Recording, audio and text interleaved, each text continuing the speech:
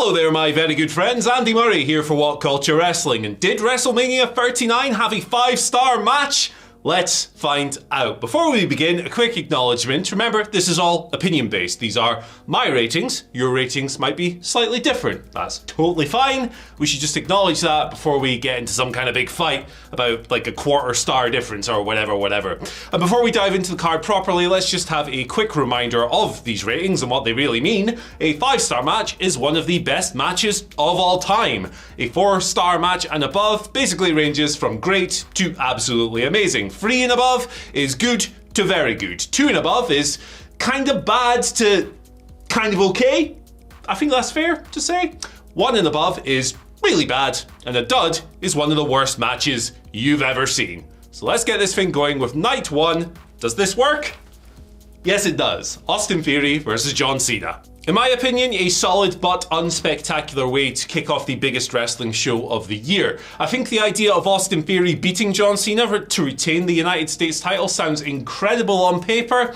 On the night, it's not quite what we got. John isn't really giving you those big bombastic performances at this stage in his career. That's totally fine. He's older. He's much more part-time now than he was back in the day. He's got other considerations to worry about, so it's understandable. It's just a shame this probably won't do as much for Austin in the long term as I think it possibly could. That being said, I don't think it was a bad match at all. I'm gonna go 2 3/4 stars here, I guess, on that one. It was totally fine, totally serviceable, not spectacular, but understandably so.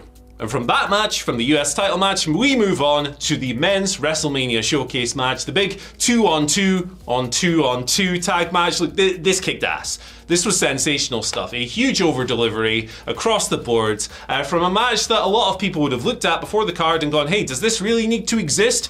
Well, on the match's quality, yes, it absolutely did need to exist. I'm going 3 3/4 stars on this one. And the only thing really keeping it from greatness was it was a little bit short. I would have liked 2 to 4 more minutes of this to really get it going. You know, Spotfest is often used as a derogatory term, a bad word. Spotfest, no psychology, blah, blah, blah. But the thing is, WWE, when it wants to, is actually really good at doing that kind of match. This was exactly that. I thought Ricochet in particular had an incredible performance, but a lot of fun, more than earned its place on the card. I really enjoyed it. Popcorn everywhere. And speaking of popcorn everywhere, skadoosh. It's Logan Paul versus Seth Rollins. Logan Paul continues to demonstrate skill far beyond his experience level in professional wrestling. I know the guy's kind of a bell end away from wrestling, but he's really great at this. And Seth did a great job with him as well, as we knew he would. This is a 4-star match for me. I thought it was great. It had pretty much everything you could possibly want, from the stupidity of this guy doing his selfie stuff on the turnbuckle and then missing, going through the table, accidentally KSI in the stupid Prime costume and all of that nonsense from their stuff off screen. It was just a big silly pantomime, the likes of which you want on WrestleMania lineups. And it wasn't the only one that was on this night either. Just great stuff. Logan Paul's really great at this. So the next match on night 1 after that was the Legends match, the second Legends match of the night after John Cena, of course. Trish and Lita and Becky Lynch against Damage Control, 6-woman tag. Look, there was some rough stuff here, for sure. I think Lita in particular, the rust is showing with her, for sure, the inactivity. But she's still a star. She still gets those reactions. And when she's in the ring, in this kind of match that's never really going to be about work rate quality, she can still do a job. I thought Trish looked good across the board. She can still go to a degree, so maybe there's a singles match in her future at some point. And of course, the full-timers really held this together throughout. All of them did their job slickly and professionally. So yeah, well, there was some roughness to it, some clunkiness, definitely, across the board. This was still a 3-star match to me. It was a good match. I had fun with it. And it raises some interesting questions about Damage Control, and particularly Bayley's future. Maybe they'll split up on Raw. Maybe they'll run an angle. We'll find out. 3 stars. Boom. And now the pantomime resumes. Here they are. Dominic Mysterio versus Rey Mysterio. This was awesome. This was completely awesome. From the crazy ring entrances, Dom with one of his dad's masks on, handcuffed, coming out in the police wagon, and of course the Eddie Guerrero tribute from Rey, to the utilization of Aaliyah and Angie at ringside, to Dominic's just incredible, I almost swore there, dickhead heel performance, S-H-I-T head heel performance, whichever you prefer. He was just a sniveling piece of crap throughout this whole thing, and Rey is a complete nut. There's no need for this guy to be working so hard at this age, but you could really tell he wanted to do this with his son. And the end result was awesome. Look, to me, this is another 4-star match.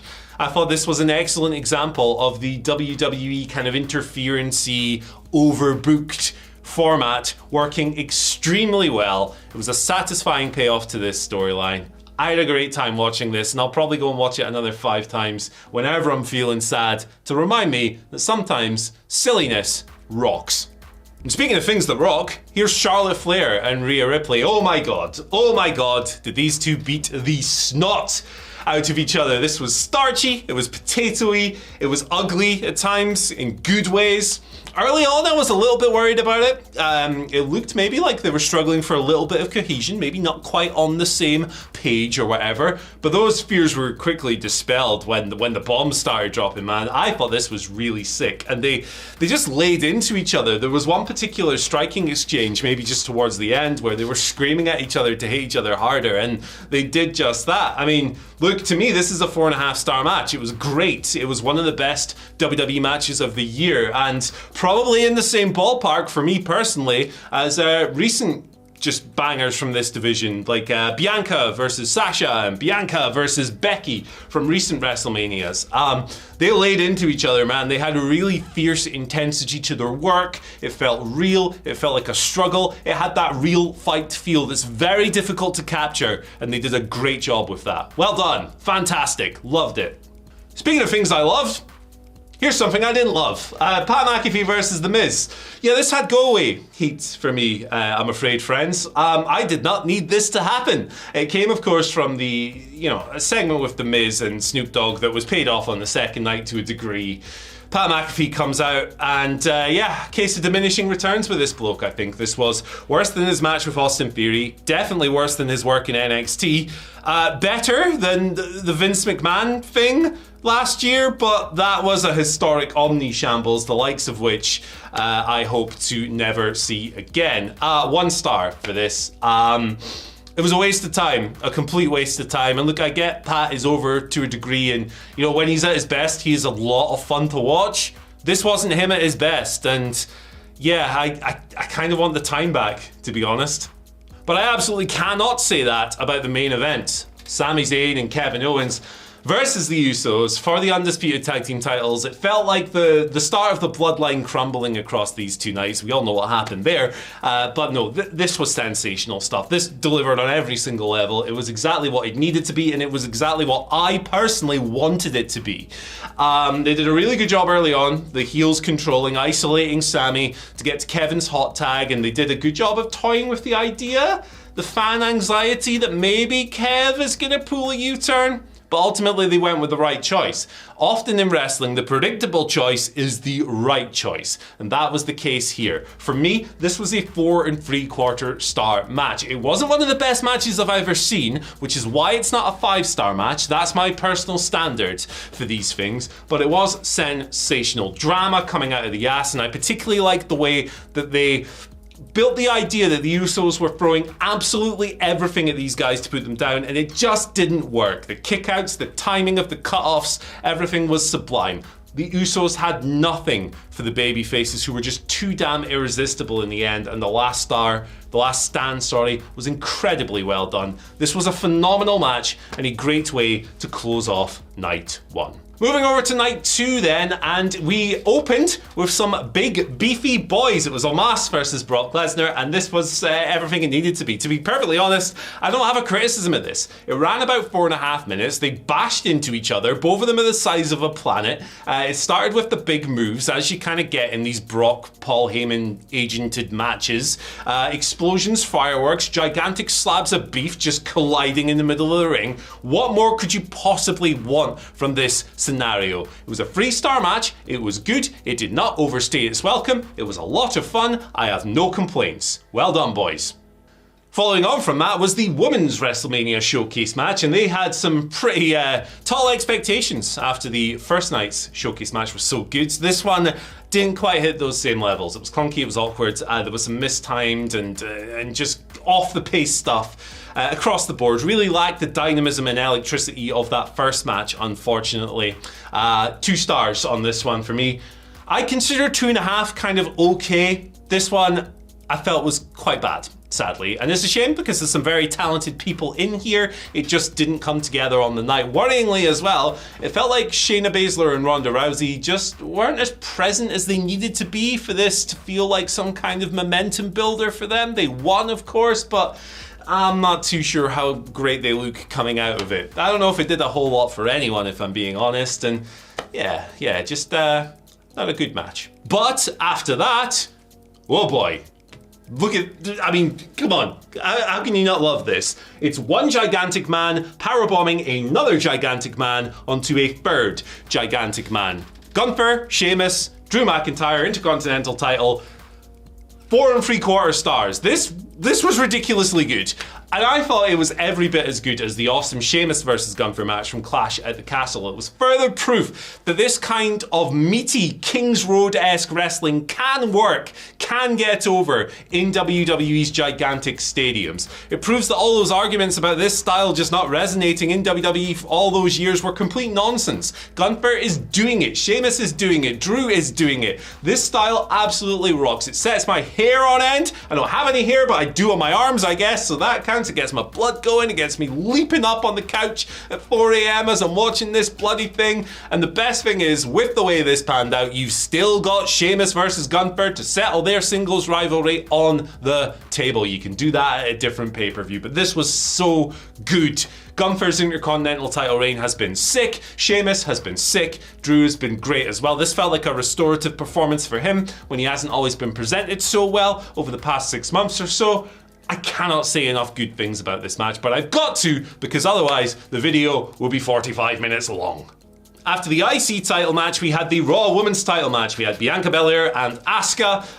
The build to this one did not warrant a title change, I thought. I was all in on Asuka maybe winning a title coming out of Royal Rumble, but since then the build to this match kind of involved a lot of standing across the ring and staring at each other and dribbling goo and holding the belt and being people who can't really get on but kind of respect each other. It wasn't the best, and that's kind of a shame because Bianca is forging herself quite the resume at WrestleMania, and Asuka is obviously tremendous as well. Just feel like they haven't made the most of that kind of rebirth that she got with the new face paint and everything else. But that being said, I still really enjoyed this, and I'm still giving it 3 3/4 stars. This was a very good match from 2 very good pro wrestlers with some great drama, particularly during the last 2 minutes or so when it got really electric. Was it as good as Bianca versus Becky or Sasha at recent Manias? Not for me, personally, but if it is for you, I'm not gonna argue with you. This was a very good match, and I'm looking forward to seeing more from both. And oh boy, I don't really know how to analyze what came next. I mean, look at that. So, Snoop Dogg beat The Miz.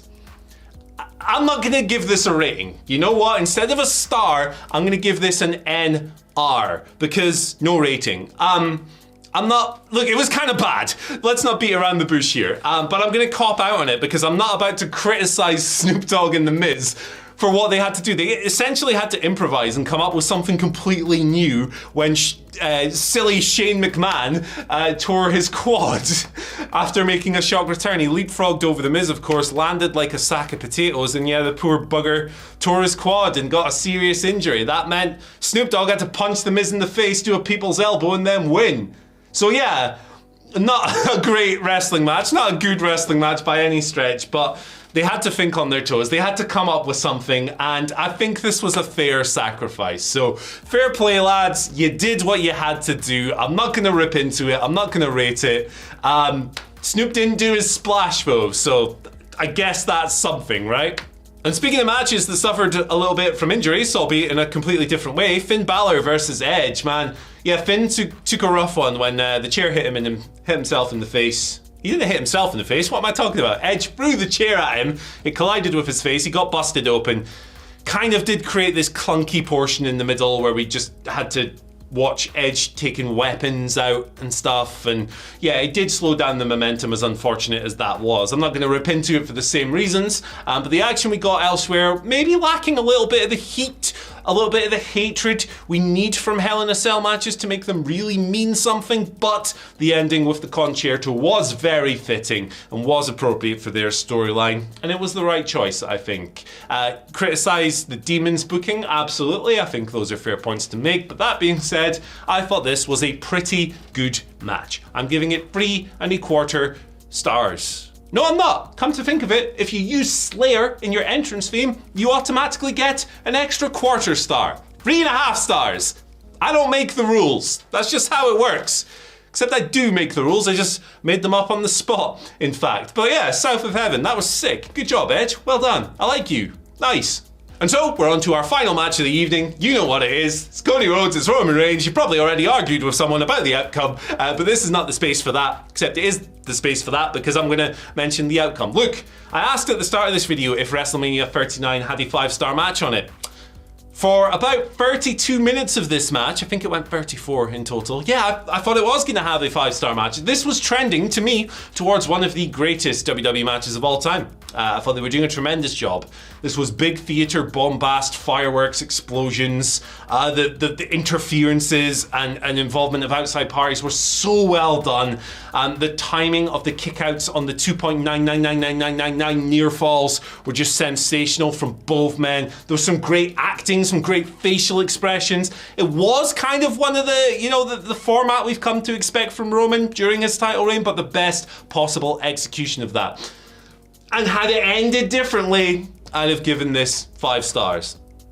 In its current form, with what on the night felt like a total bummer to me, personally, with my level of investment, remember, you might be completely different, and that's totally fine, but to me, that finish, that outcome took a whole star off. 4 stars. What we're left with is, in my opinion, an undoubtedly great match, devoid of classic status by making the wrong booking choice. Maybe I'll be proved wrong in 3 months, 4 months, or a year from now, who knows, but I rate these things in the moment. We're not rating this match 1 year from now if Cody finally wins the belt at WrestleMania XL. His time felt like last night. The ending was a downer.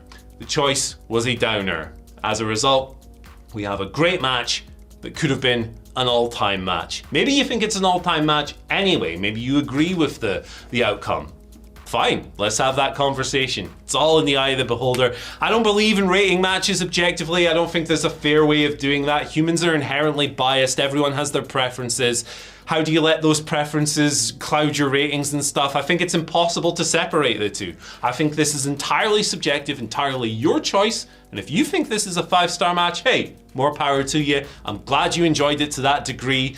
And I wish, I was right there with you. But either way, WrestleMania 39, great WrestleMania, great couple of shows, couple of dud matches here and there, but nothing to spoil the overall experience. Maybe that finish, but hey, that's enough of that conversation. Thank you for joining me today. Don't forget to like, share, subscribe, and ring the bell for notifications. Follow us on Twitter at WhatCultureWWE and at Andy H. Murray on Twitter. That's where you can follow me and shout at me for not liking the result of the main event. Or shout at me for agreeing, maybe. I don't know. Who knows? WrestleMania was good. Either way. See you later.